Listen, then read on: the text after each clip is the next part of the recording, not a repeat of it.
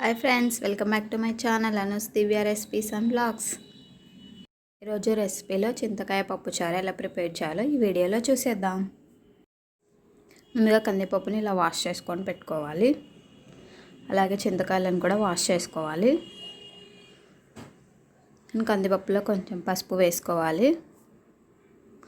అలాగే కొన్ని పచ్చిమిర్చి వేసుకోవాలి. కొన్ని వాటర్ పోసుకోవాలి. అలాగే చింతకాయలు కూడా కొన్ని వాటర్ యాడ్ చేసుకోవాలి.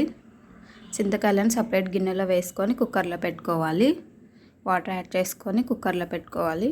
పైన మూత పెట్టుకొని 3 విజిల్స్ వచ్చేంత వరకు కుక్ చేసుకోవాలి.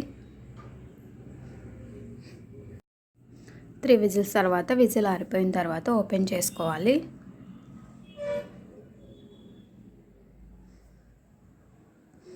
నేను చింతకాయ పప్పు చారు చాలా టేస్టీగా పుల్లగా చాలా బాగుంటుంది. తర్వాత చింతకాయలను పక్కకు తీసుకోవాలి.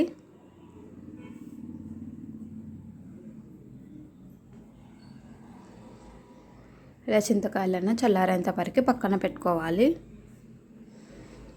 తర్వాత పప్పుని మెత్తగా స్మాష్ చేసుకోవాలి. ఇలా పప్పు గుత్తి తీసుకొని మెత్తగా స్మాష్ చేసుకోవాలి. ఇలా స్మాష్ చేసుకొని పక్కన పెట్టుకోవాలి. ఇలా మనం చింతకాయలు చల్లారిన తర్వాత పైన మొత్తం పీల్ తీసేయాలి. పైన పప్పు ఉంటుంది కదా, చింతకాయ పప్పు అంతా తీసివేయాలి.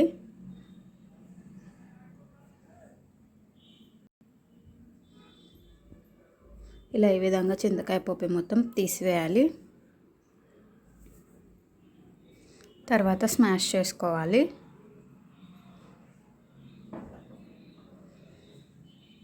కొన్ని వాటర్ యాడ్ చేసుకొని అలా స్మాష్ చేసుకొని చింతకాయలు ఉన్న పిచ్చలన్నీ తీసి పక్కన పడేసుకోవాలి. ఇలా చింతకాయ జ్యూస్ లాగా ప్రిపేర్ చేసుకోవాలి వాటర్ని.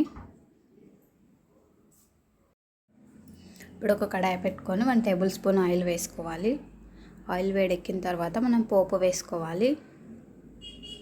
జీలకర్ర, మినపప్పు, ఆవాలు, 2 ఎండుమిర్చి, కరివేపాకు, వెల్లుల్లి రెమ్మలు వేసుకోవాలి. ఒక 5-6 వెల్లుల్లి రెమ్మలు వేసుకోవాలి.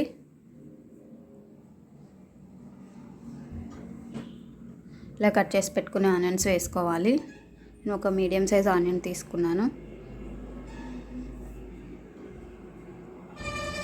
ఆనియన్స్ పచ్చివాసన పోయేంత వరకు కుక్ చేసుకోవాలి.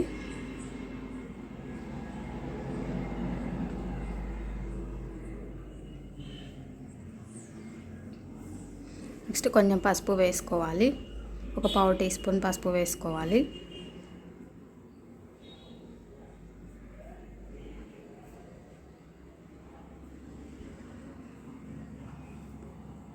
మనం కుక్ చేసి పెట్టుకున్న పప్పు యాడ్ చేసుకోవాలి.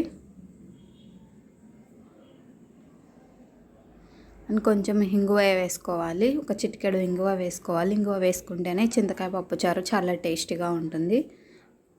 ఒక చిటికెడు ఇంగువ యాడ్ చేసుకోవాలి.